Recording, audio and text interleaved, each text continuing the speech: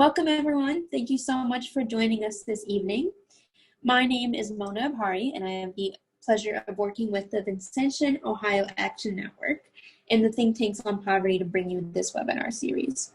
Others that are also working on this project with me include Leisha, who is an organizer in Newark, Wendy Tarr, who is the executive director of VONE, Stephanie, who is working with Whole Living Recovery and is also in recovery herself, and last but not least, Misty, who works full-time to bridge the gap between those impacted by addiction and the faith community.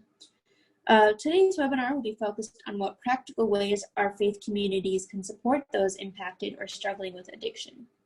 We will hear from leaders in the faith community who are already doing the amazing life-saving work and how you can replicate that in your own community. One way to practically support those that are struggling with addiction is through medically assisted treatment, or MAT, which you will hear us referred to quite a lot throughout the evening. We're going to go over a brief education of what MAT is, what it looks like, and how it can help those that are struggling with addiction, along with the stigmas and misconceptions that are surrounding MAT. The last time we took the first initial step in the process of fighting addiction by educating ourselves, addressing stigma, and sharing our stories.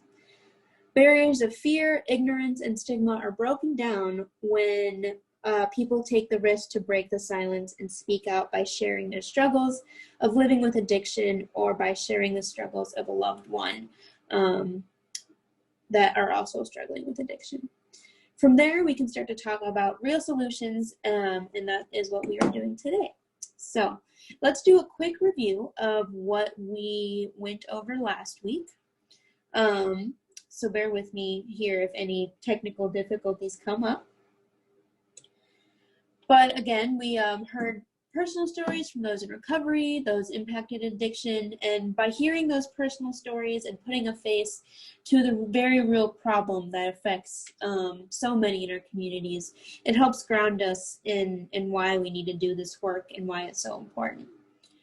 We did a little education around addiction, what it looks like and how it works. You can't really fix a problem if you don't understand it. So that education piece is key. We work to address and break down harmful stigmas around addiction, and we did this in a non-judgmental way. We are all here to learn and grow, and when we allow each other to maybe admit to having held any previous stigmas and misconceptions, and doing so without tearing each other down, only then can we actually work together to address this problem. And then we all pledge to do no harm in our communities and pledge to become caring communities, which will also look like caring congregations. And that might not be a familiar term to folks, so we're going to go over what a caring congregation looks like, which we talked about more in depth last time, but we're just do a quick review now. So I highly recommend everyone check out Mental Health Ministry. They are the ones who came up with this 5-step way to become a caring congregation. Their website has amazing resources and more detailed explanation of what each step looks like and how to get there. And we will send that out with a list of other resources too following this webinar. So from the site, it says there are many ways that congregations can begin or expand a ministry to and with persons and their families impacted by addiction. While the journey to become a caring congregation can be described in many different ways, this caring congregations model uses a 5-step approach. These 5 steps include education, covenant or commitment, welcome, support, and advocacy. So quick review of more in depth of what those 5 steps look like. Education is learning about what addiction is, what it looks like, and how it impacts communities. It is always the first step to bringing change, not even just specifically to addiction, but in almost any problem. Education is the first step that's really key to getting where we want to be. Commitment is where we all must be committed to doing no harm in our communities and committed to wanting to help those that are impacted by addiction. We may not even know what this help to those communities looks like, but we are, by committing in the first place to saying, hey, I want to help, I know there's a problem, and taking that step, and that commitment step is really important and an essential step in actually learning how to help those who are struggling. So after you know a little bit about addiction and you're committed to wanting to do no harm, you can start welcoming those impacted by addiction into your communities and being intentional about the way that they are integrated into your faith community, whether that's invited to events, invited to speak, just very involved in the community and in a very intentional way. So after you welcome them in, the natural next step would be to support those that are struggling. And supporting them can look different, and there's many ways to support them. One way that we are going to talk about extensively today is through medically assisted treatment.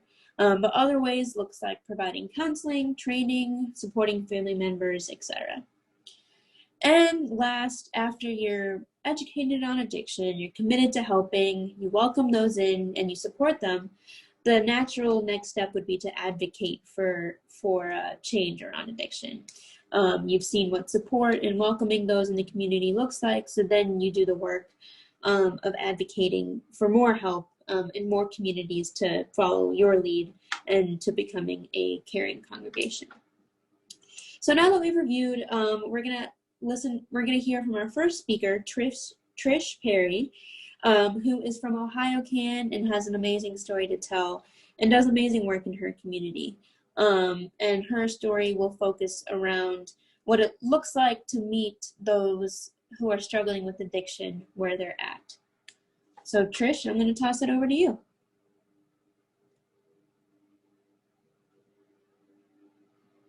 So my name is Trish Perry, and I am the county coordinator for Ohio Can, and I'm also the co-founder of Newark Homeless Outreach. My battle started about 11 years ago with my son when I found out he was an IV heroin user. So I have had to change gears over those 11 years. I started out thinking you could, push them away, use the tough love, and all of those old school things. And what I found out is it's about compassion and caring and meeting people where they're at.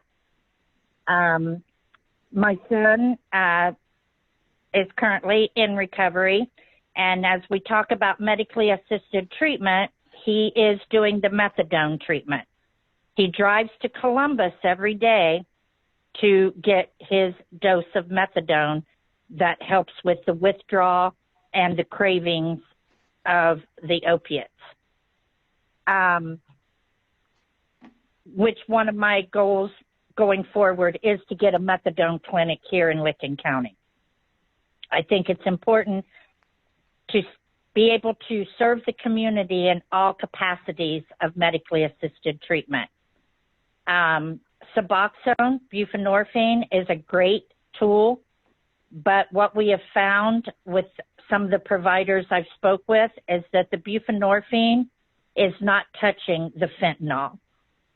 And for those of you who follow the overdose stats, right now we don't have anything but fentanyl.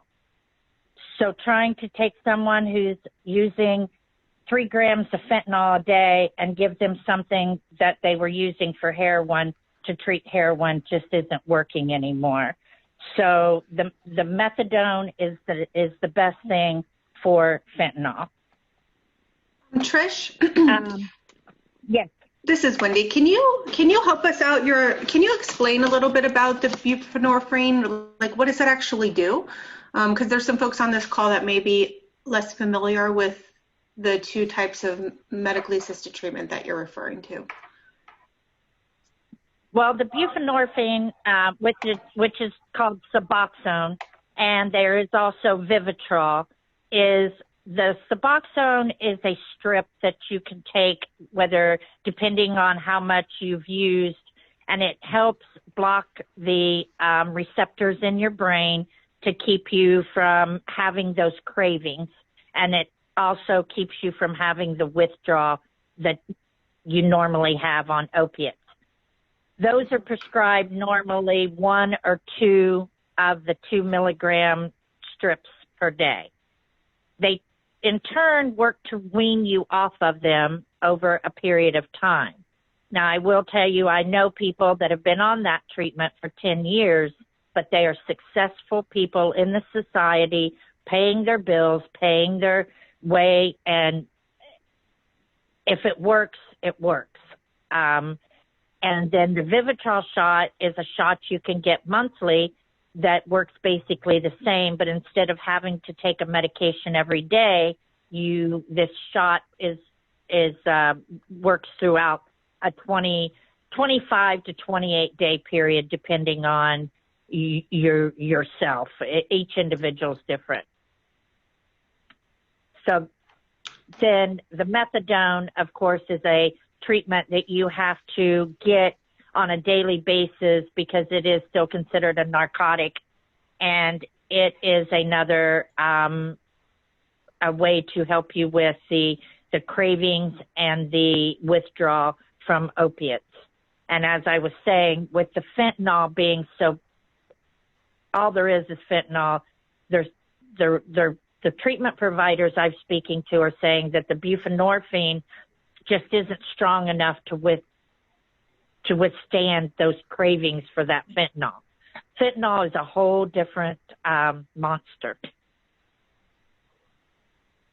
What is fentanyl, Trish? Animal tranquilizer.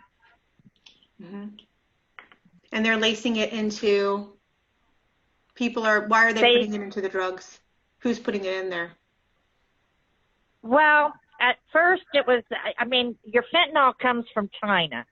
And they would lace it into the heroin to not only make the heroin go be, more plentiful, or, they're stashed to be more, but it also is more addictive. Right now they're lacing everything. You can go get pressed pills, Molly, methamphetamine.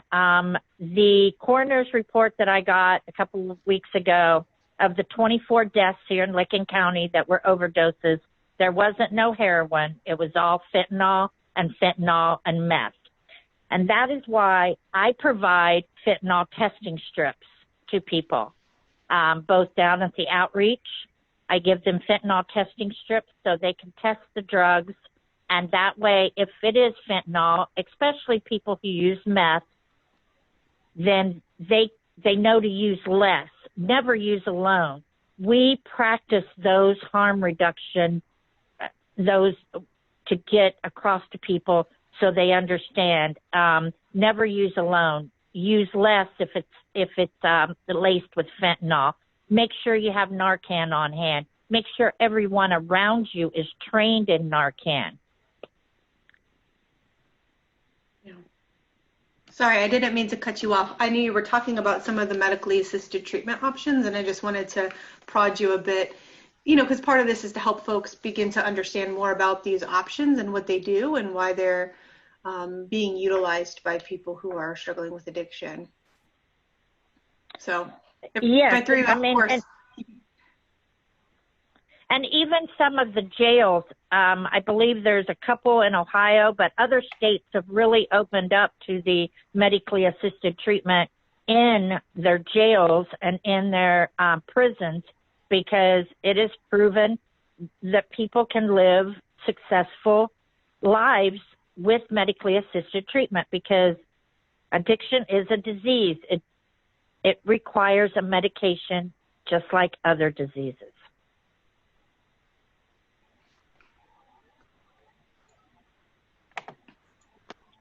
So Trish, in the homeless outreach that you do, can you explain a bit about what that looks like and how some of the faith communities have been taking part in supporting that locally?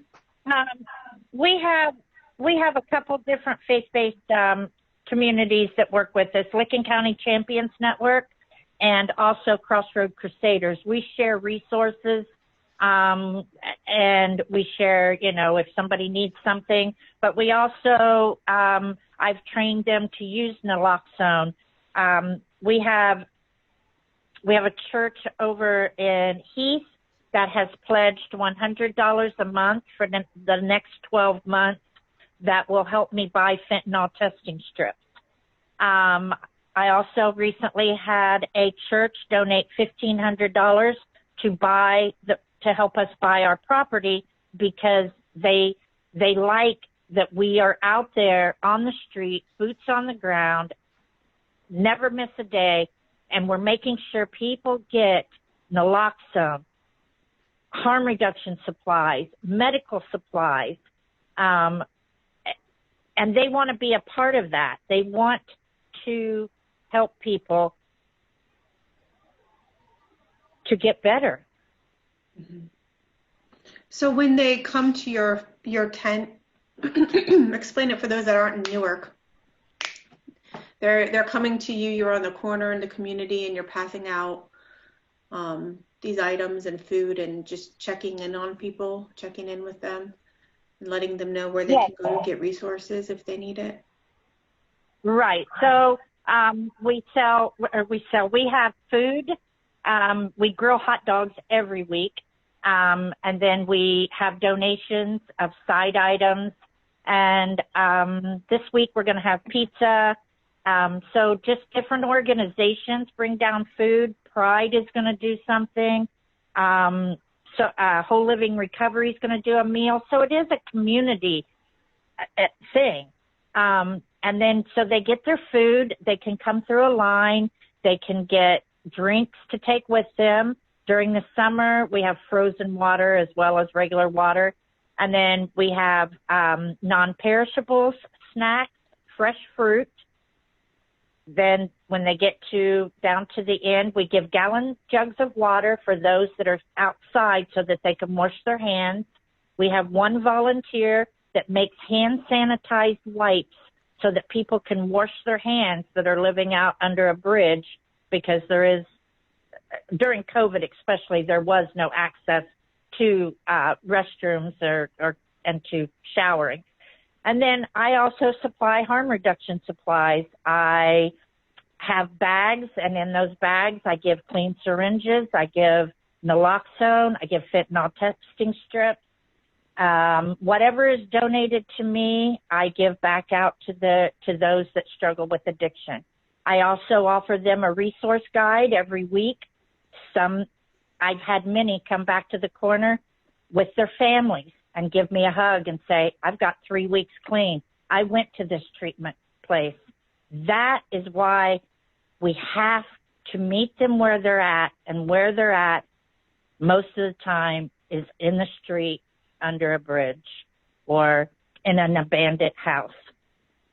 And that's what I do. I mean, one of the hardest things that I've ever had to do was to give my son clean use supplies.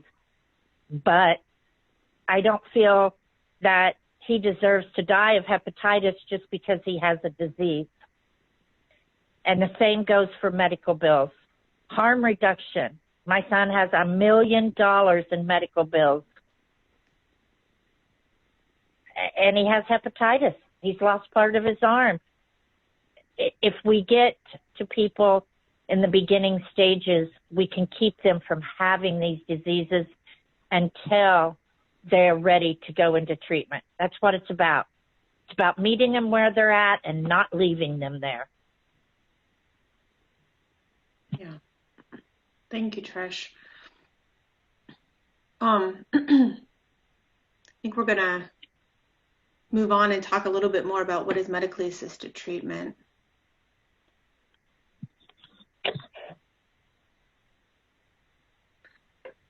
So the Federal Food and Drug Administration defines a medically assisted treatment as the use of medication in combination with counseling and behavioral therapies, which is effective in the treatment of opiate use disorders, and it can help some people to sustain their recovery, as Trish was describing. we're having these webinars because, you know, we believe that more must be done to facilitate treatment options at the development of therapies to address opiate use disorder as a chronic disease that has long-lasting effects. And this means helping more people secure medically assisted treatment, which requires us to break the stigma that's often associated with some of the medications that are used to treat folks that struggle with opiates and other addiction to other drugs.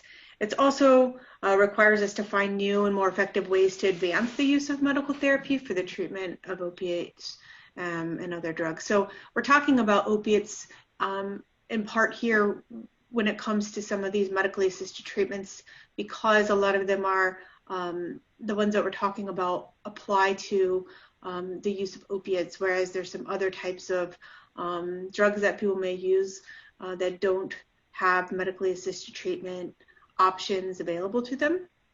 But I think that part of what we're saying here is we would love to see these types of things expand so that people that are struggling with addiction have a range of options to help them as they are, you know, either in active addiction or seeking to be into recovery. Examples of medically assisted treatment that are approved by the FDA for the treatment of opioid dependence includes buprenorphine, methadone, naltrexone, and naloxone. All of these treatments have been demonstrated to be safe and effective when it's in combination too with counseling and psychosocial support. So Trish talked a little bit about, you know, Suboxone is one of the names of these. We call them different things because there's sometimes there are the names of the actual manufacturers of those drugs. So like of the medically assisted treatment. So the names might be a little bit confusing, but, you know, Vivitrol is the shot, Suboxone is the strips. There's different types of ways that people can receive these things, and so we'll try to do our best to explain them as people are going through their comments. All right, we'll move on to the next slide. Okay. Mona, do you want to do the common misconceptions? Yeah. Thanks, Wendy, for that. And then I just want to thank Trish again for sharing all of her knowledge and story around all of that. I think it's so important to really understand that sometimes doing no harm looks like meeting people where they're at, and Trish and what she does is a perfect example of that. So thank you for sharing. I know a common misconception around addiction is the only solution is abstinence and full recovery, like immediately. So and speaking of that, it's a perfect segue into kind of debunking a lot of stigmas around medically assisted treatment that I didn't really know existed, but when doing research and talking to more folks, they're there, just as there's misconceptions and stigmas around addiction itself. So it's really important to talk about it and break them down and make sure that we don't tear each other down if we do hold any of these stigmas or misconceptions. We're all here to learn and grow and shouldn't be judging one another if we did hold a misconception or stigma. So I'm going to go through these and kind of debunk them a bit, and then we'll move on. But the first one is that MAT and abstinence work are the same. When MAT has a proven track record of helping individuals with addiction and opioid use disorder beat their addiction. Because it is an evidence-based program, there is plenty of information supporting the treatment. So it's the combination of the medically assisted treatment and behavioral therapy and counseling that work, and it doesn't necessarily work the same as just abstinence. That might not be the right thing for a lot of people that are struggling with addiction. The next stigma is that MAT isn't covered by insurance, when it actually is covered by Medicaid FFS programs in over 31 states, with many of the drugs used in those programs appearing on the preferred drug list of many state agencies. There's actually 2 of the drugs, I don't recall which one of them, but they are classified as essential medications as well in several states. So it is covered by insurance in a lot of states. The third stigma is that MAT can disrupt the recovery process, and that couldn't be farther from the truth.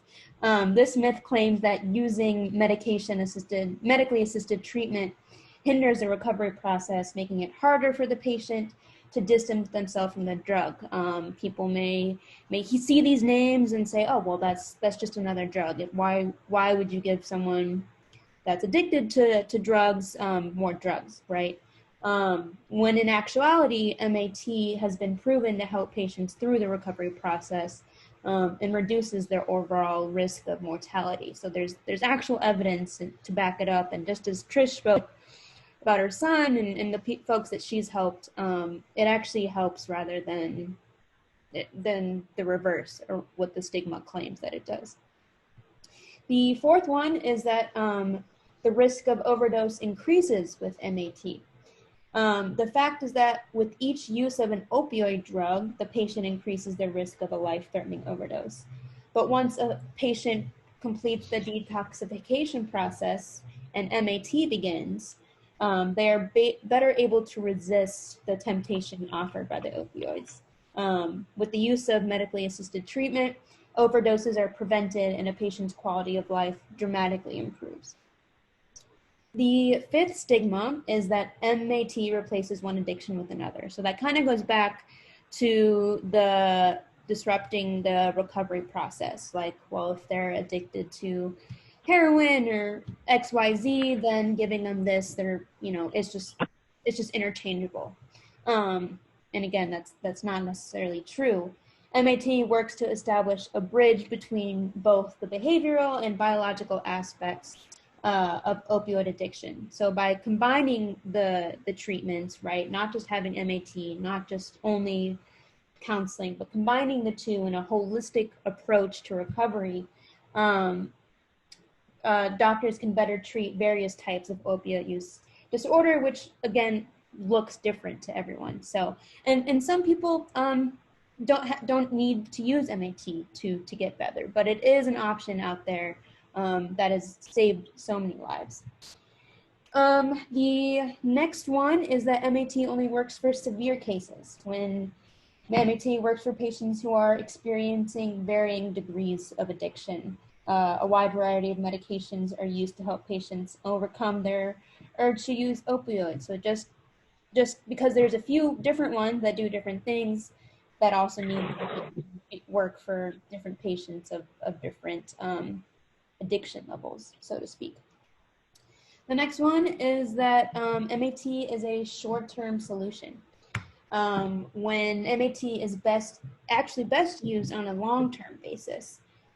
Patients who have been on a MAT-based plan for up to 2 years are often the most successful.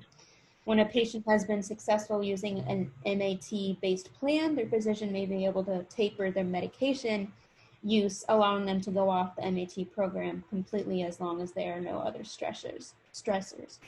So in the same way that, mental health is an ongoing healing process and work, it can be a long-term and is a long-term solution.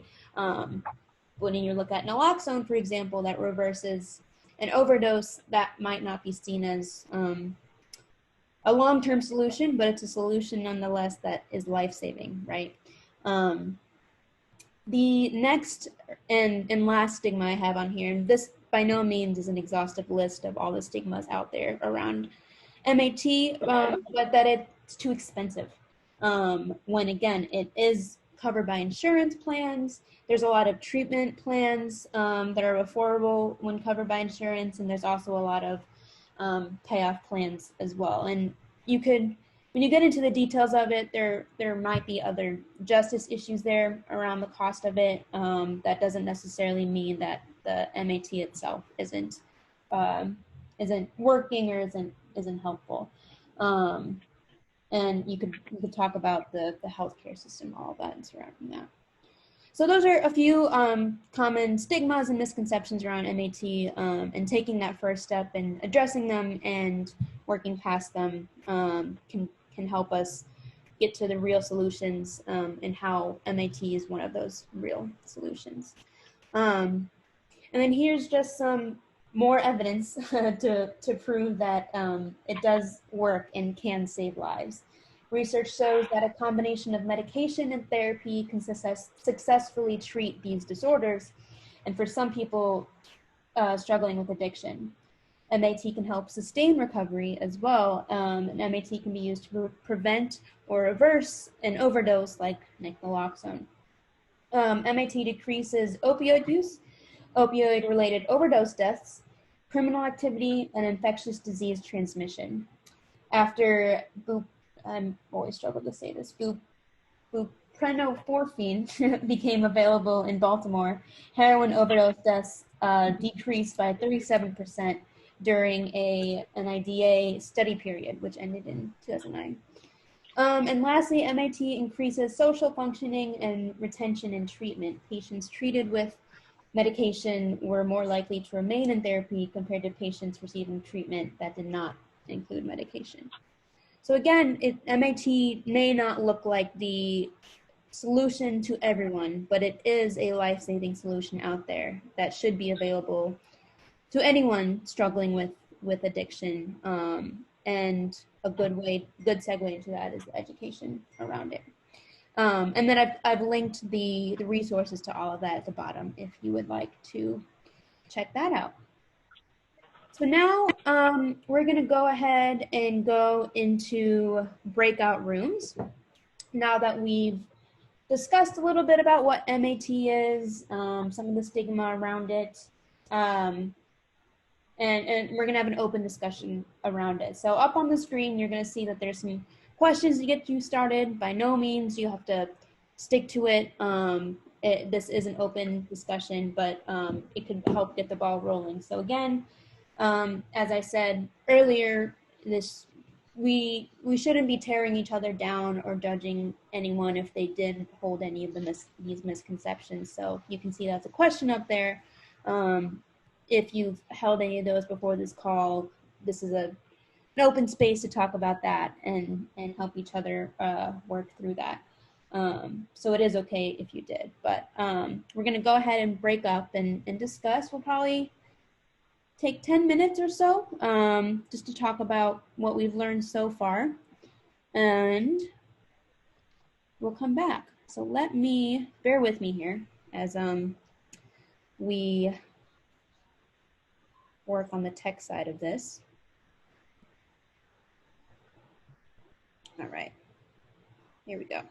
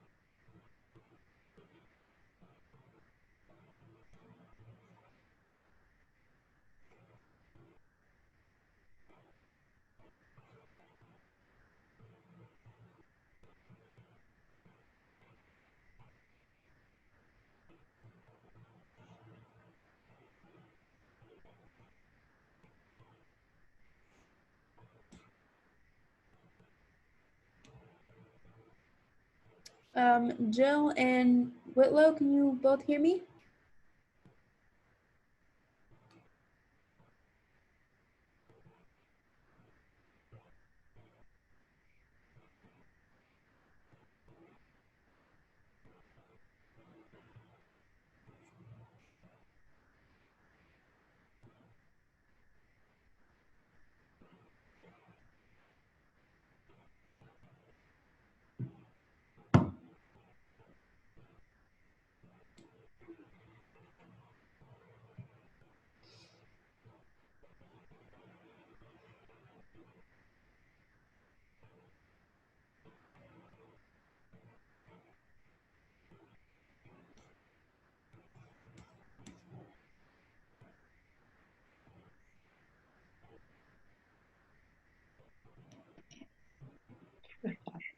Hi, Joe.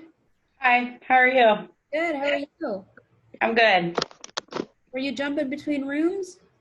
I don't know what happened. I was like pushed to join room and I guess I'm here with you. I don't. Fine. It's lonely on when I run the breakout rooms because I don't get anyone. So I'm glad that you got put in here randomly.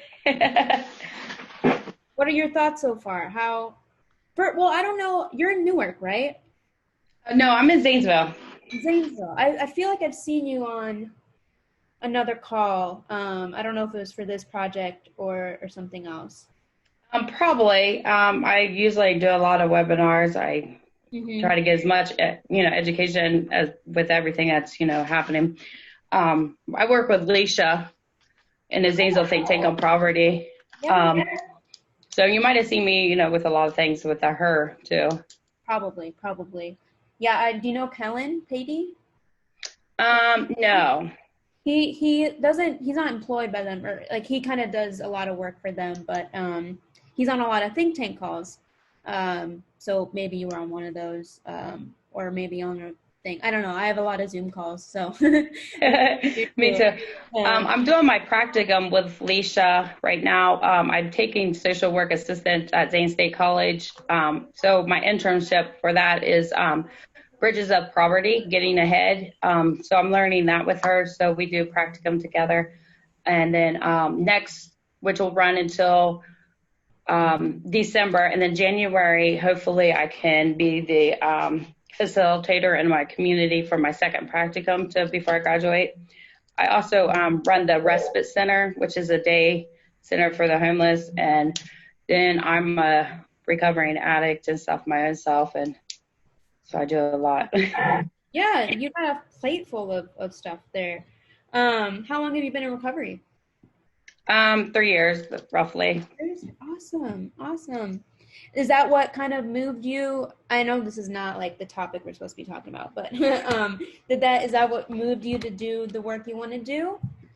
A lot of it moved me by my own experience and what I wish that was out there. I'm also a survivor of human trafficking, so I also do my own story and stuff too here in the community to break the stigma of these are somebody's, family members still out there, regardless of why they're there. I try to do a lot of education about just accepting people and meeting them right where they're at. So I guess I use my experiment to help people like Leisha and them that don't understand, but have the passion to help change, to get them to understand a little bit. But it's only just like that little bit of what's really out there and what really goes on. So it's very hard. I'm like the only advocate person that has this experience standing up in my community to advocate for the people. So it's very difficult when you have people that's in position and you're trying to explain something to them and it's like banging your head up against the wall. Right. Also, so it's like down at my center, I have Narcan training there. My students that's in social work, they are now getting Narcan training because I had the advisor talked her into like, hey, we're going to be social workers. We need to have this training because of the epidemic and stuff that's going on. Mm-hmm. So I have that. They're starting to do that. So it's, but I guess there's a lot of stigma, I guess, with some of it because of the getting high off of the medicine, that some people can abuse it and everything. And I really hope that the medical field, the FDA and them can approve more shots, you know what I mean? So that people will not abuse it, because we're addicts. We're always going to manipulate a system and stuff until we change. And what really changed me was when I went to prison, the brief intervention thinking for a change program. It really has to do with your thought process and not what actually the drugs or anything was a whole thing for me. Yeah. I have a lot of friends who and loved ones that are either in recovery or still struggling with addiction. My best friend of, like 15, 16 years just checked into rehab a few days ago. And I've had my fair share with like substance abuse stuff. and definitely have worked through that and totally resonate with it being like a behavioral thing. And then if you have like trauma or mental illness or ADD or, you know, or other traumatic, you know, life experiences, it can kind of exacerbate that behavior. And there's just such stigma around, like, well, why can't you just cut it out? Or, or like, why, you know, why do you use in the first place? Or, you know, things like that. So and that's kind of the key with everything, is like breaking education and then breaking that stigma. But it's really hard too. Like, there's some people that just don't want to hear it, or like there's so much stigma around different things that are pretty like sexist and, you know, racial and all of that. And so my thing is, like, you know, commitment is a hard thing. You know, community commitment is a big thing. And I always try to, I hate to say this because it's, I don't know if you want to say how to take it, but I always try to explain to Alicia and them, like, they're like, why can't they ever stop or whatever? And I'm like, because they know exactly what that drug or that aspect or that $20 is going to do for them. You know, it's a constant, you know, thing. And if they quit, they don't know, you know, foresee the future. They can't see none of that. It's not a commitment. And I'm like, there's no community commitment. We all start things, but we never finish it or stay committed to it. So why should they? You know what I mean? They know that this is going to be the constant thing. It's going to be the same thing, you know, every time. So that's why they keep doing it. And a lot of things is there's nothing for them to do to change their life. Like, you know what I mean? There's no programs. There's nothing.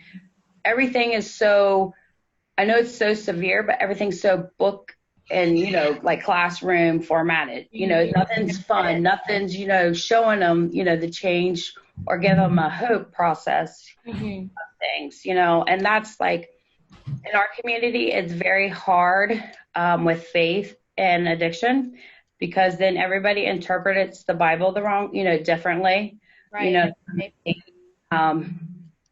things of it. And it was like, that's where my road started, was in a church. The lady had was doing a presentation on human trafficking, and then I had, you know, stood up. And that's my process. I didn't go through recovery or nothing else. I just went through like the God thing. Like, it was a slow progress. Like, everything just disappeared, you know. That works for some people it don't. And that's the hardest thing to figure out, because a lot of people that's recovering are trying to go through addiction to come out.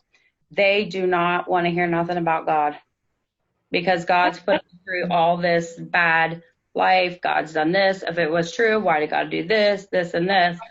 So that's a hard connection to do. Yeah, I totally relate to, like, or I mean, just there, people like these churches and stuff and faith communities can actually be like really helpful places, right? But at the same time, I know I've struggled with this. If I did something wrong, or if I, like, you know, drank or partied or whatever, right? I was met with, God hates you, or, you know, you aren't deserving of a good life or a good, like, relationship or friends. You're a terrible person. And it's the very church that turned, or like the very like religious institution that turned them away and said, you're a bad person for doing XYZ. Or it's like a religious person might even say that. Maybe not the church, but like, you know, someone that is very religious could, you know, is going to look down on you and say, well, you're terrible for doing that, or, you know, work above it, things like that. I think when society changes, it changes people's beliefs, values, and everything. You know what I mean? Once society accepts something, the person accepts it, you know, as a community or whatever. And I think it really has the same, you know, thing with it. Like, once we accepted transgender, gays, or, you know, being a homeless person or something, and then it sees the trend, you know what I mean? I think it has a lot to do with it, like a domino effect. Right. And like, the way you can get to that is like raising a public consciousness, and you do that by like breaking down stigma and stuff like that. That's another problem too, especially with like people my age, is just this immediate, like, if you don't share my view, I'm cutting you off, right? Or like, I don't want to be friends with you if you said this one bad thing. And like, that's just we need to allow people to grow, right? And there is a hard line, right, of inexcusable behavior. But there, more often than not, I see just so much shame around people that hold like stigmas around something. And it's like you you need to allow that education to kind of sit in, and either you can see that at a certain point when people aren't willing to accept that, or like they're set in their ways, and that's when you can kind of call it quits. But there's that immediate no, we don't share the same views, there's no way we can talk about it, is really polarizing and like really against what we're trying to do. There's this one comment that was made, and when I was out using in one of the shacks, it was said, why hide it? God knows everything you do, so why hide it? You know, so that was like one of the things that was like, so why should I hide my drug uses or anything? That's right, God does know. You know what I mean? So that was just something that stuck with me. Yeah, sure. All right, I think I'm going to bring people back in, but it's so awesome talking to you, Jill. I kind of want to hear your story a little more at some point. I'm sure we'll cross paths again. Anytime I doesn't sugarcoat anything, I educate, I just, so I'm available anytime. You can just get my contact from Leisha or whatever. Yeah, I totally will. And you're in Zanesville, right? Yes, ma'am. Awesome. Yeah, I would love to interview you more and hear more about your story. Thank you. Yeah.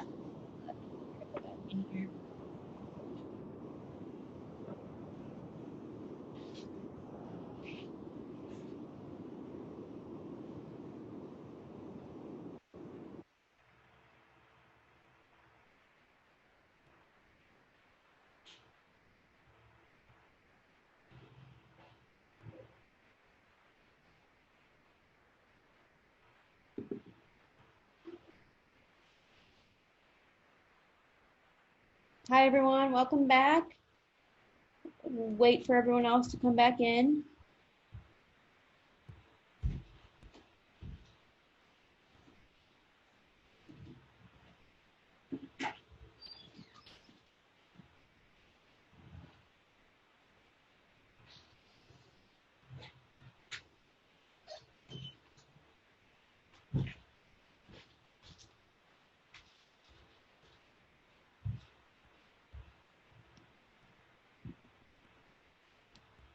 I think we're back in, Mona. All right. Awesome. All right. Well, I'm going to go ahead and pass it over to Stephanie to move us along. Let me get the slides up again.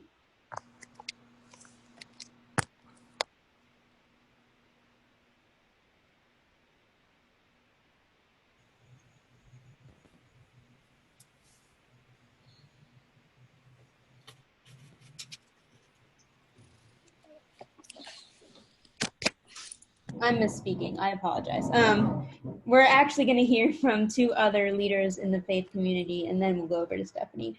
We're going to hear from Nikki Hogarth. I apologize if I mispronounced that. Who is the leader of the family ministry at First Presbyterian Church.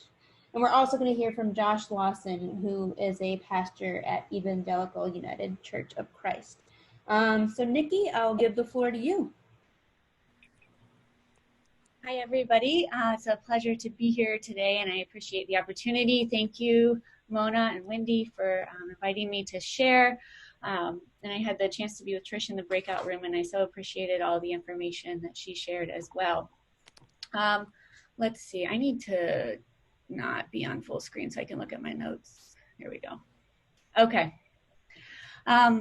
So I've been working at the church for about 9 years now, and my role is in Christian education inside the church and community outreach outside of the church.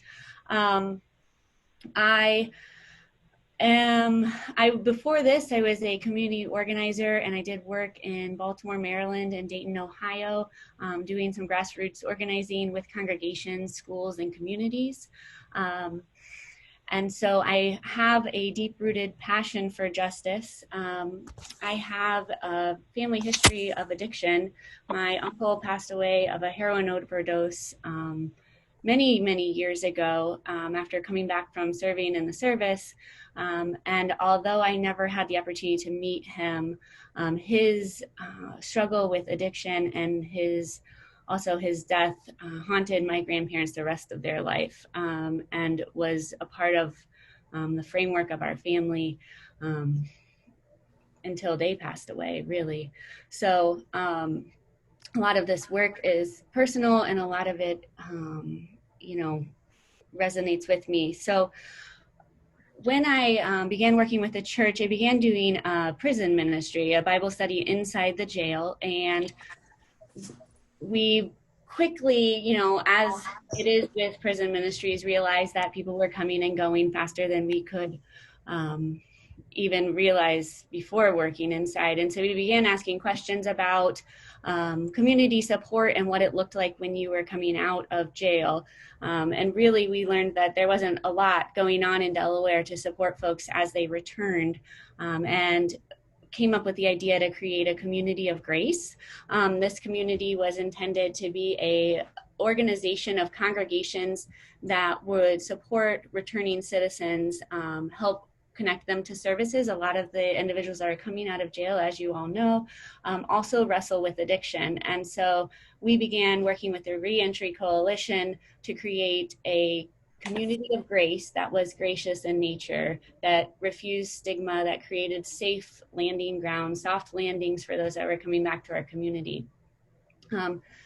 With this work, we got connected with Jacob's Way, which is a sober living community that was rooted in Columbus and is now in Delaware.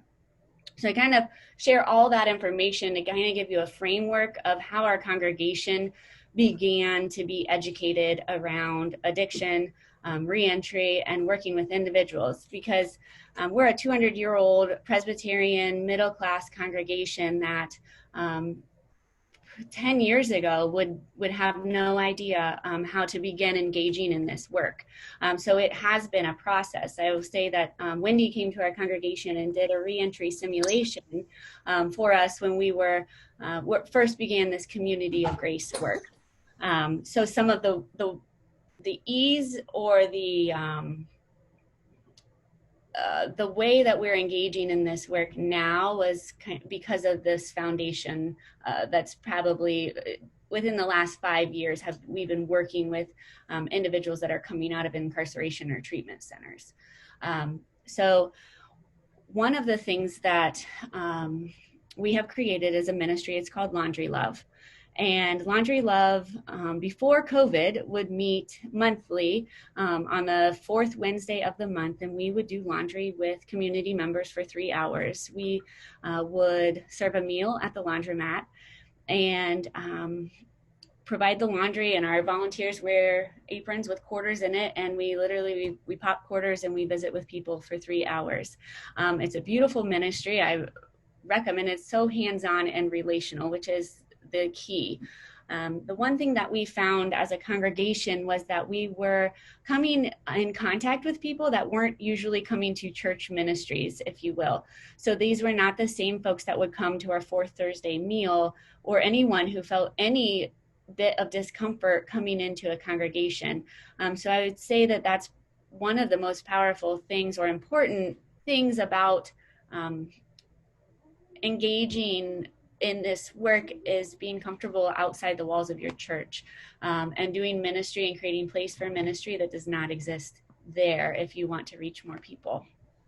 We've really quickly found that needles were falling out of laundry loads and left on the ground. We found small bags in the bathroom with residual powder on them. We were witnessing people, they would come, they'd drop off their clothes, they would leave, and they would come back visibly high. I mean, and for us, this isn't something, I don't think it just was a different dynamic than we had experienced before. I would think at this point, some of our members or some church members might say, shut it down. This isn't a safe environment to be volunteering in. We have a kids corner set up, but that wasn't the case. So we did a big Narcan handout. So we decided that we would, approach it a bit differently. We had a new treatment center that was new to town come and pass out information. And opportunity to guests that came to Laundry Love. So we did the Narcan, we did the MAT. We always have someone on site from Jacob's Way there to talk about sober living opportunities if anybody is ever ready. We also have residents from Jacob's Way, the men's and the women's house, volunteering at every Laundry Love night, so that there are folks on hand from the rooms that can say, hey, do you want to go to a meeting with me or something like that. We, in addition, also had all of the meeting information for NA or AA there.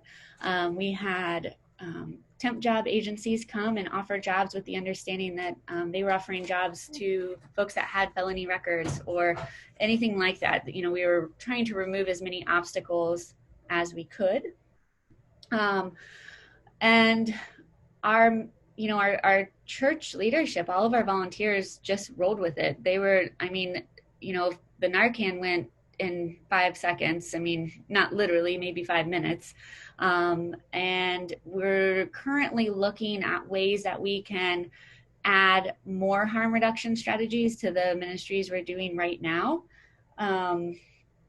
So currently we serve 3 meals a month, and we deliver groceries twice a month. So we're doing a food delivery to 2 of our most vulnerable neighborhoods 5 times a month. And so one aspect that we're developing right now would be to add Narcan and fentanyl testing strips to the meals that we're handing out, or as an option if they're needed. And so that has been approved by our church, and there's a organization called Project Dawn that works with our health department, where you can do some training to get Narcan kits, but we're working on trying to find a source to receive these items, and then we can move forward with that. So. Awesome. Thank you so much, Nikki. You're doing amazing, amazing work and leading such a great example for all of us. Next, I think we have Josh. All right. Thank you, Mona. And I want to say thanks to Nikki and Trish for your stories. Doing great work out there, much needed in our communities. I'm a pastor in Southern Ohio, Sauter County, Evangelical United Church of Christ. I also chair our faith-based subcommittee of our local opioid consortium. It's a local coalition of community leaders seeking to respond to the overdose and opioid crisis.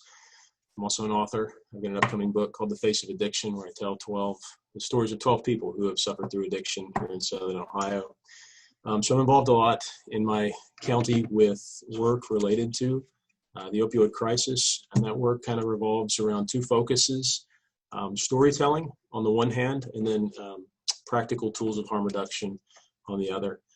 We've, for instance, hosted panel discussions in our community where we've invited 5 or 6 people from the recovery community to come and sit on the panel, kind of like this one, and just tell their stories, much like you've already done in this series, the Do No Harm series, and speak specifically to the question for church leaders and faith leaders to come and sit and listen to, of how the faith community, or in our case, it's mostly churches, Christian churches, have either helped or hurt them in their recovery. So we kind of build it as a listening event for faith leaders to come and just sit and listen. You know, I find that historically faith communities are more used to speaking to their communities rather than listening to their communities. And when it comes to this crisis, there is a huge turn that I think we need to take among our faith communities to do more listening than we do speaking, to listen to the people who are directly affected in this crisis and who can tell us exactly what are the needs of people who use drugs, what are the needs of people who are struggling with addiction. I've also hosted Naloxone Save service here at the church at the UCC in Portsmouth with my colleague Blythe Barno. She's with Faith in Public Life Ohio. She's traveled the state a little bit doing these services, especially during Overdose Awareness Week at the end of August, where basically we have a memorial for people whose lives have been lost to overdose or to the war on drugs, and then also attend that service and that memorial with a practical training on how to use Narcan and a distribution for all the people who come and be involved in that. And the Narcan distribution is kind of what we've focused on through the church where I pastor and through my work so far with the opioid consortium.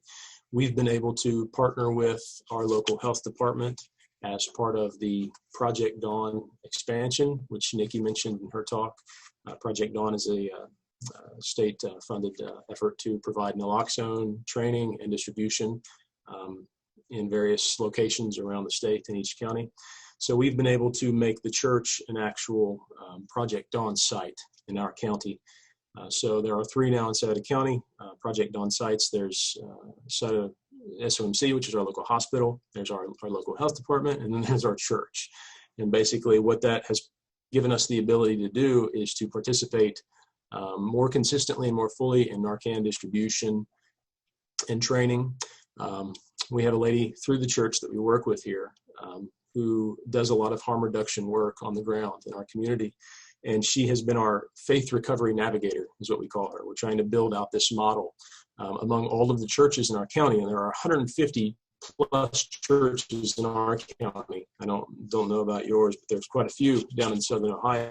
And we're seeking to expand this model to where we have in every congregation at least one person, the faith recovery navigator, who serves as a direct point of contact between the local congregation and the community of people who use drugs or the people who are in recovery, who kind of have their ear to the ground, who know what's going on, who know what the needs are, and can serve as a point of contact, a resource for those people and the congregation members.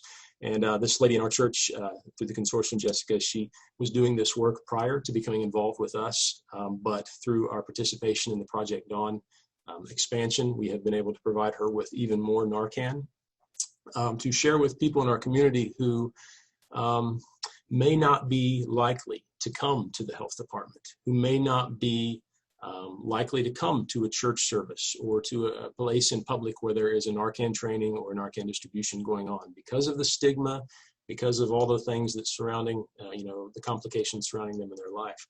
So the way it's worked out is kind of, she's a point of contact between the church and the people who use drugs in our community.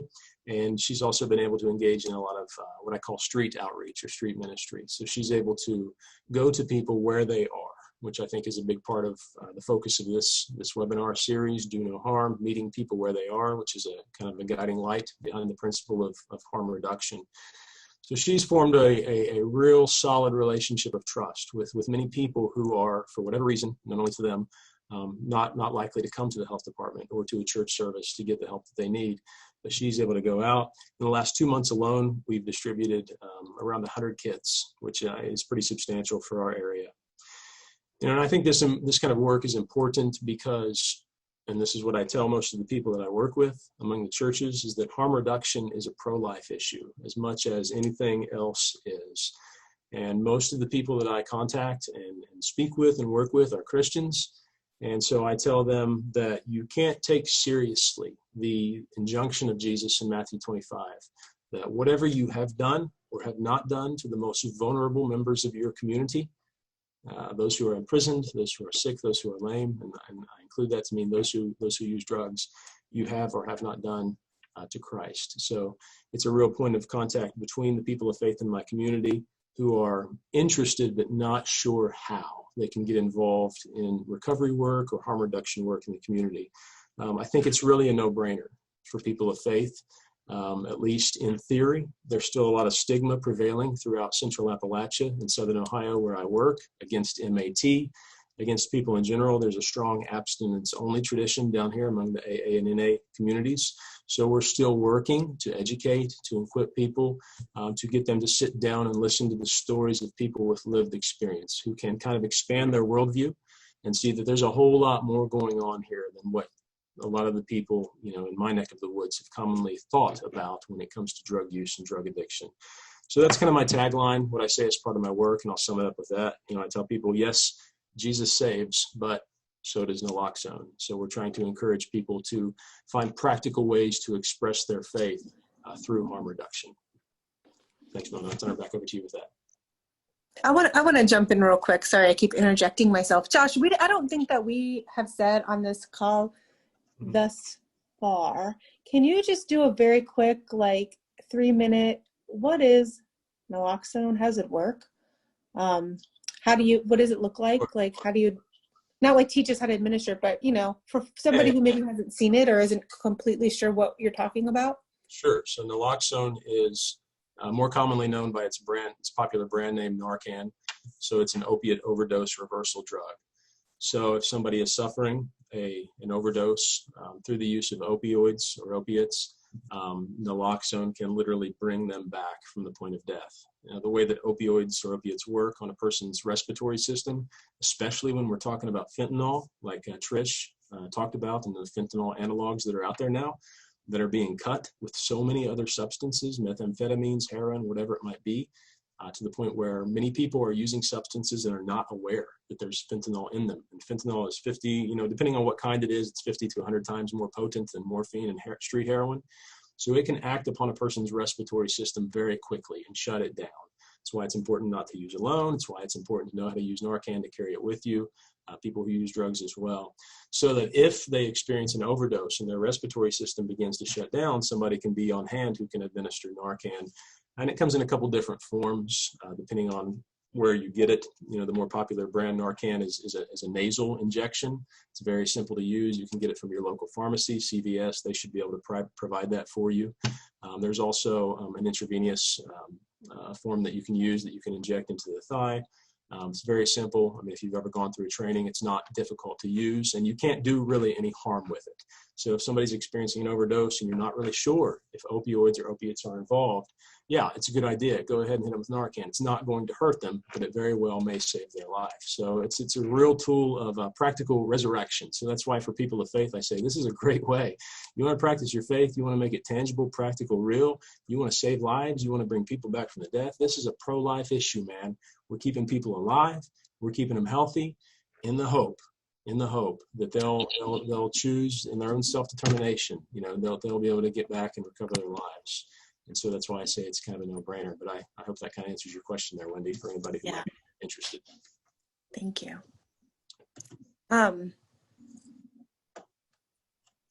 Is there any other questions? Since we're on like an actual Zoom meet, it's not a webinar. So like if there's any other questions that folks have, and I'll turn it back over to you too, Mona. But I know we have a chat function.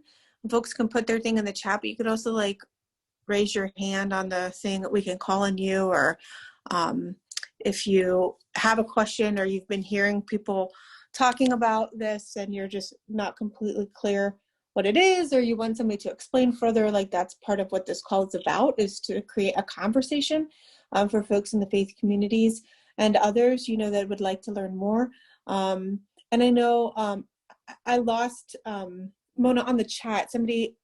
Fred had asked something about where to get the items, and I logged off the call and had to get back on. So I don't know exactly what it said, but I just don't want to lose track of that question or any other questions that folks may have.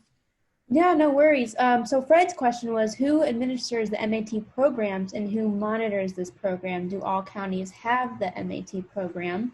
I wish I could answer this, but I don't want to misspeak, so maybe I'll toss that over to Trish, Nikki, or Josh, if any of you know.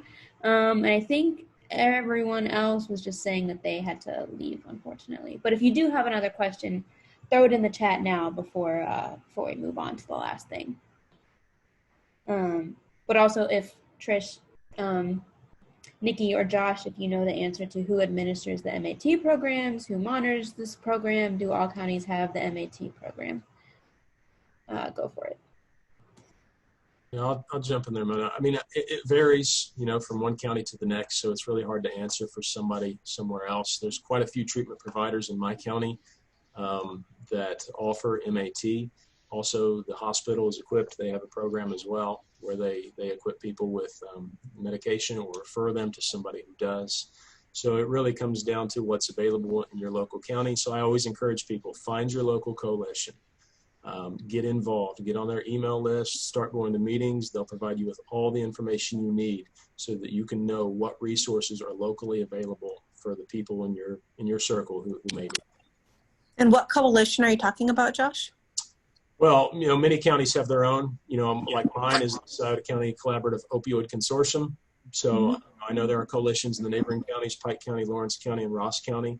I'm not sure if there are any counties in the state of Ohio, or where I'm at least right now, who don't have one.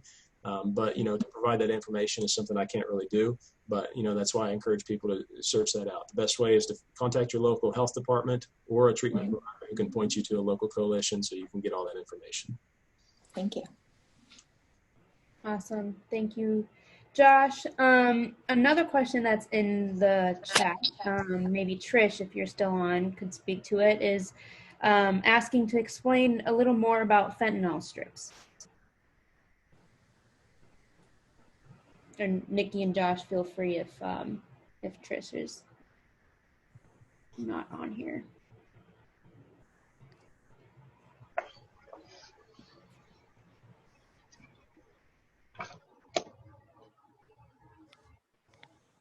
So I can, I don't know all about fentanyl strips, but my basic understanding of them are that they are strips that you can dip into whatever it is, whatever drug of choice is being used to identify whether or not there is fentanyl present in that drug. And that can then, was it, Josh, were you saying, if fentanyl is present, use less? Like that's, that would be another harm reduction strategy or communication tool, or maybe it was Trish that was saying that. But so it's a way for you to identify fentanyl in whatever you're using before you use it, so you know the risk. Yeah. I think I'm unmuted now. Hello? Hey, Trish. Sorry. Hey, okay. Yeah, this is all. But go ahead. Go ahead. Yeah, so the fentanyl testing strips are basically just like a urinalysis strip. And it takes very, very little of the drug. So when they either have it in their baggie or in their cooker, they can just add the excess water, add some water on there, stick that strip right in there, and in 10, 15 seconds, they have the results. And again, as everybody, I think Josh said, it's very important. If it has fentanyl in it, you want to remember the main things. Do not use alone. Use less. You can always use more. Do not push in faster. That's the other thing. Use slow.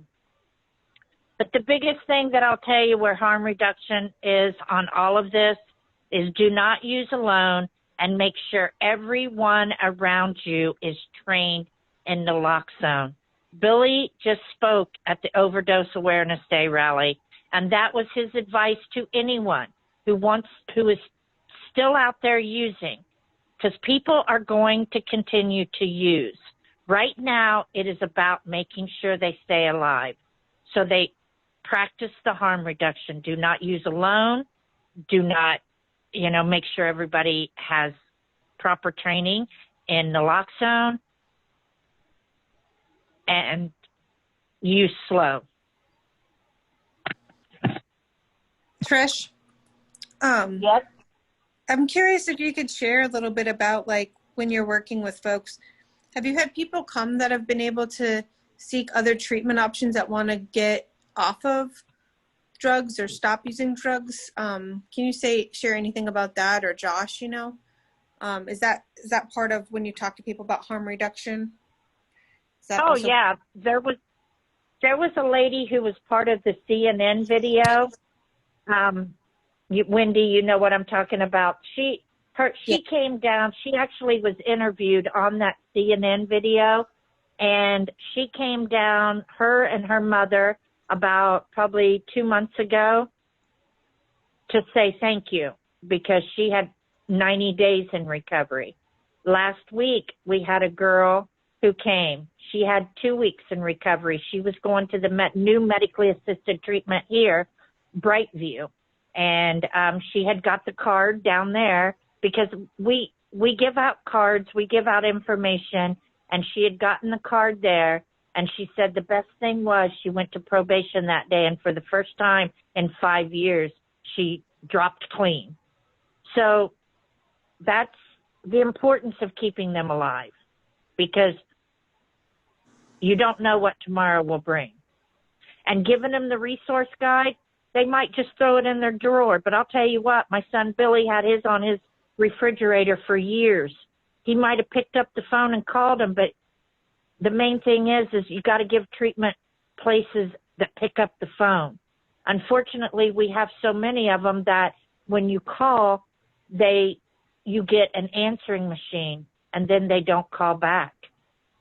So that's what we work towards, to making sure the 24-hour facilities, some of the ones in Columbus, that they actually can get a person. Thank you.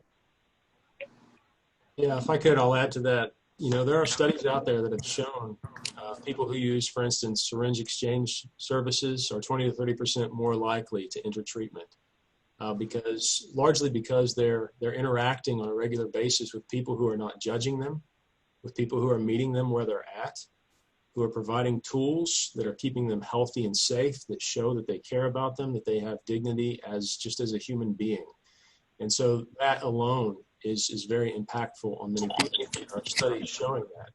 Last year for Overdose Awareness Week, we did a Naloxone Saves memorial service at the church. And the highlight for me was there was a lady in one of the pews. She was in tears the whole time, and she came up to me after the service and gave me a hug and said that she had just overdosed for like the third time that year on heroin 3 weeks prior to the service. But now she was in treatment and she was going to make it for her kids. And it was only because somebody was there with naloxone to revive her that she was still alive. And that this meant so much to see somebody in the faith community doing this kind of thing, not just writing her off and letting her go, but advocating that she should have, a second, a third, a fourth, a fifth, a 100th chance if necessary.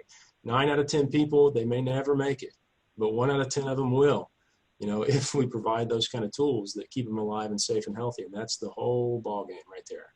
So Josh, if people might push back on you all and say, aren't you enabling people to use drugs then? So are you not have a problem with it? Are you enabling them by giving them these things? How do you we're enabling them to live, I really don't have a whole lot of time for people who come with that line of thought. I ask them, are you going to bring that to me when it's your son or daughter? And then if they say no, which obviously they wouldn't, okay, well, let's talk then from there. If they say yes, well, then I say, well, I'm not interested in talking to the kind of person you are anyway, So we're enabling people to live, if they're going to abuse, if they're going to take advantage, big deal. We're here to love and to serve. That's what it is. That's what we all need, whether we use drugs or not. Thanks. Awesome. Thank you so much from everyone engaging in that. It's so important to meet folks where they're at, especially now when so many things are impacting the existing struggles of addiction. Stephanie, want to close us out?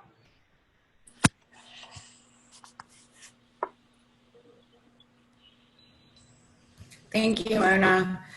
Thank you to Nikki and Josh and Trish. You all bring so much to the communities and really set such an amazing example for all of us to follow.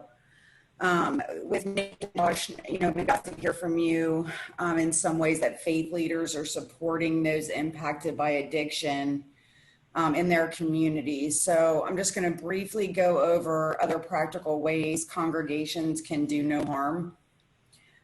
Keep informed on pending legislation about addiction and opiate use disorder, whether it's good or bad. Attend workshops and conferences, webinars like the ones we're doing now. Contact your local elected representatives to talk about what your community needs in order to support those in need. Work with local health departments for easier and wider distribution of MAT and Narcan. I know with our local health department, they distribute it via the mail, so it doesn't really cover our unsheltered population. Really, the only way that Narcan's getting out in our community is by New York Homeless Outreach. So that's kind of where we're at in Licking County with that. Participate in community events such as Overdose Awareness Day. We had ours on the 31st of August, and this was the 6th National Overdose Awareness Day. Trish Perry started this 6 years ago. She is literally the driving force behind National Overdose Awareness Day. It would not take place if she was not behind that.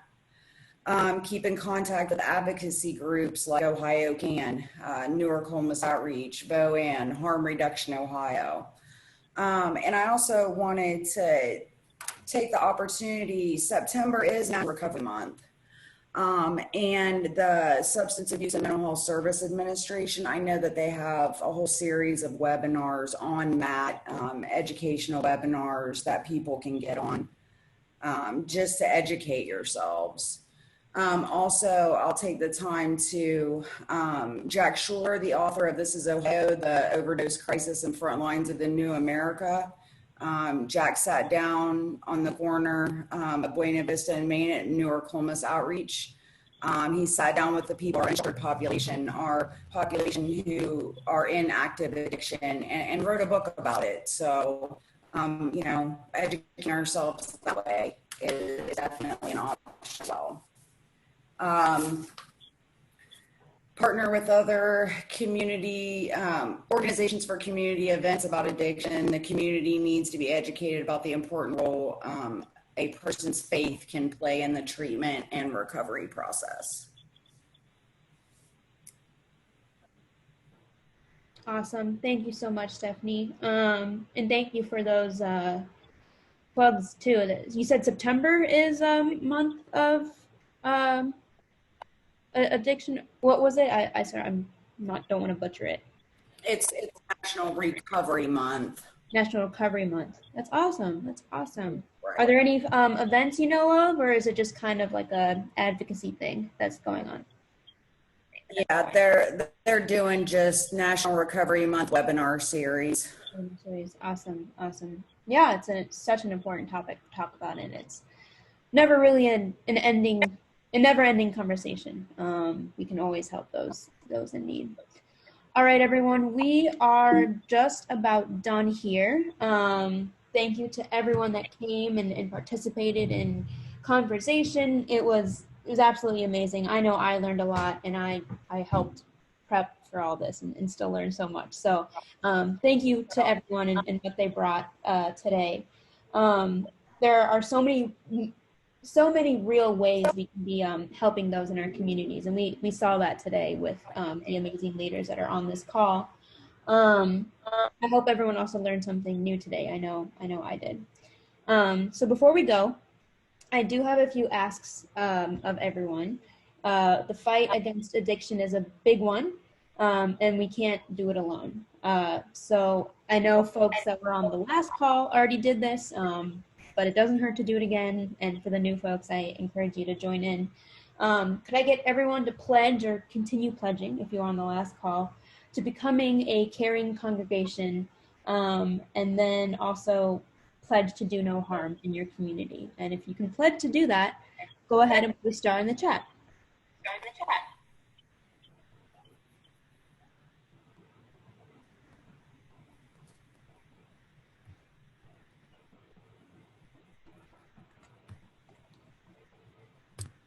Awesome. And after we all pledge to do no harm in our communities, we're even doing that by being on this call, which is awesome.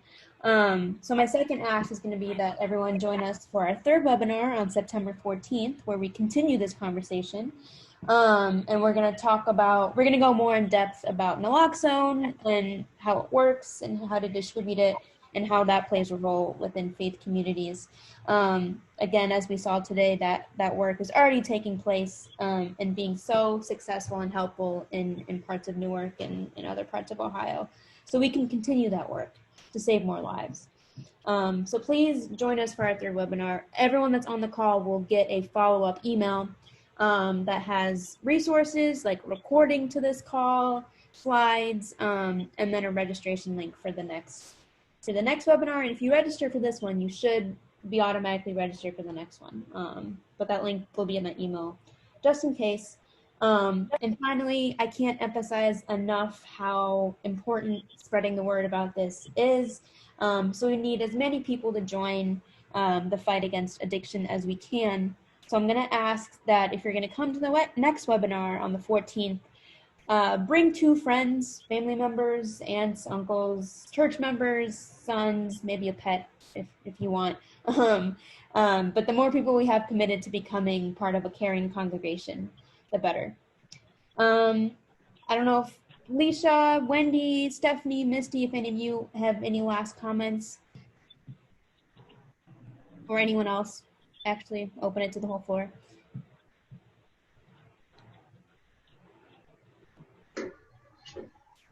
All right. Thank you. I learned quite a bit tonight. Thank you very much. Of course. Thank you, Fred. Thank you for coming. Welcome. I just wanted to thank everybody too for being on the call, and also if you're on this call and you're watching this as a video after the fact, and you have some particular questions that are still remaining, or there's things that you want to see us cover in our upcoming, we have 2 more webinars. Please feel free to reach out to us. You can email us. And I'm not sure where I would send that email, but info at svdpcolumbus.org. So info at sv as in Victor, D as in dog, P as in Paul, columbus.org. You can send us some any comments or questions, and we can try to work that into any future conversations that we are facilitating about the topic. Wendy, I just put in the chat. Did I spell it right? Yes, thank you. Awesome. All right, everyone. Thank you so much for coming out tonight. We hope to see you on the next one. And remember that together we can all do no harm. Have a good night. Team, if you want to stick on after this. Otherwise, take care. Thank you, everyone. Yeah.